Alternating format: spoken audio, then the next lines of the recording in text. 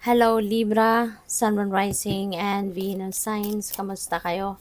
Sana po'y nasa mabuti kayong kalagayan. Welcome back po sa Star Tarot at kung bago kayo rito, welcome din po kayo.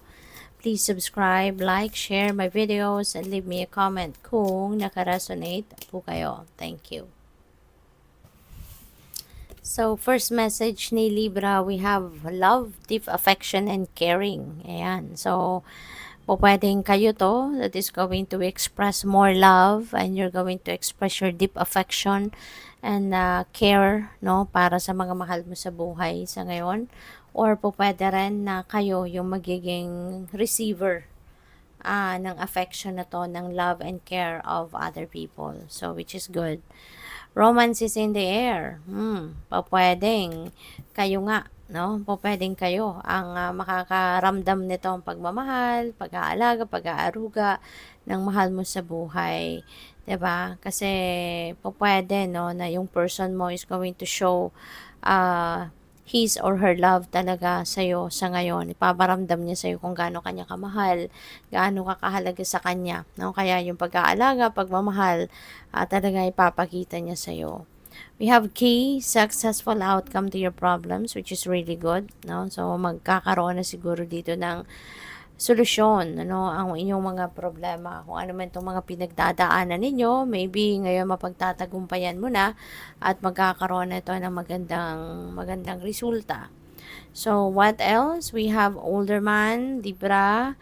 You may be dealing with an older man sa ngayon. Pwede rin na you have a relationship with an older man. Pwedeng romantic relationship yan na connection ninyo or whether that is blood relationship or pwedeng katrabaho mo siya, pwedeng manager mo siya, no? Pwedeng colleague, yung gano'n. So, depende sa inyong sitwasyon, but may mga dealings kayo with an older man around this time. We have bag, wow, something important such as new job or raise. Napakaganda naman ito. So, magkakaroon siguro kayo ngayon ng bagong trabaho. Lalo-lalo na kung kayo ay nag-apply talaga, no? Nag-apply kayo ng bagong trabaho, baka ngayon, baka matanggap na kayo dyan, no? Or pwede rin na magkakaroon kayo ng increase, salary increase, magkakaroon kayo ng karagdagang sweldo, karagdagang sahod. So, congrats. Marriage, baka kaya pala may ganito, romance is in the air. Kasi pwedeng talagang papunta kayo sa pag-aasawa na, no? Ang iba sa inyo magpapakasal na siguro. Pwedeng bagong engage, ganyan, ano. Pwede rin na kinasal na.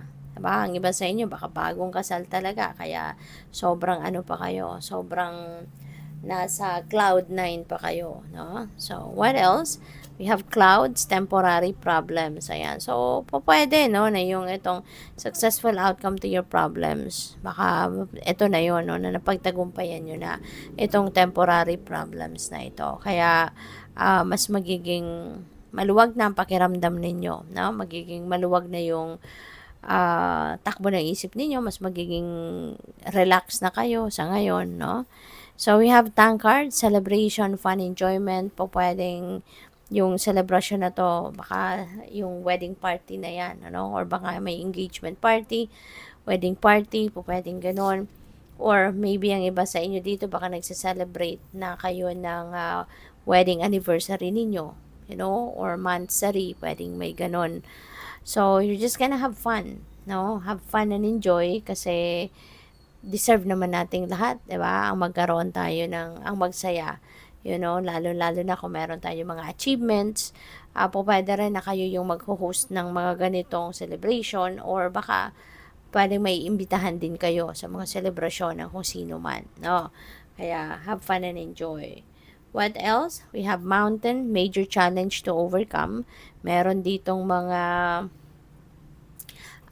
challenging situations, problematic situations na pwedeng na-experience or may experience ng iba sa inyo, Libra. But always remember na lahat yan, laging may solusyon. Lahat yan is may purpose yan, no? May specific purpose kung bakit nangyayari ang mga yan. Kaya wag tayong malulungkot, wag tayong magagalit, wag tayong maiinis, diba? Kasi lahat ng bagay sa mundo, lahat ng pangyayari, mayroong dahilan at mayroong purpose ang mga yan. Alright? Kaya eto, kahit kung ano man itong major challenge na pwede ninyong ma-experience sa ngayon, rest assured, no, na yan ay mahahanapan nyo agad ng solusyon.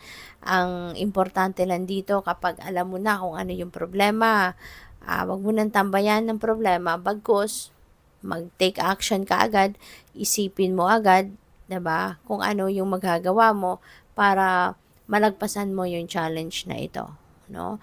Isipin mo agad kung anong discarding gagawin mo para masolusyonan mo agad ang problemang ito. Okay? Kasi lahat yan may solusyon. Lahat yan, hindi naman din yan ibibigay sa'yo kung hindi mo kayang i-manage yan. Hindi rin naman yan mapupunta sa path mo kung hindi yan parte ng soul's journey mo. 'Di ba? So, what else? We have box. You will receive a gift. Ayan. So, kung ano man itong regalong ito, it could be anything. Hindi natin alam pa kasi nakasarap pa yung box. But this could be material things. No, this could be material things. This could be money. This could be anything. This could be an opportunity. Diba? Pwedeng opportunity din ito na nadadating. Kaya, it's going to be an exciting one. No? Kasi, surprise, no? So, it could be a surprise para sa'yo. So, we have crown, honor, and respect will come to you. Hindi ito hinihingi. Diba? Pinagtatrabahuan ito. Kaya, if you are working on it, no?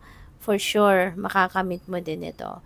Makukuha mo din ito. No? Kasi, if you are striving, diba? Persevering, no? Na makuha mo ang respeto ng ibang tao. And for sure, you will get it.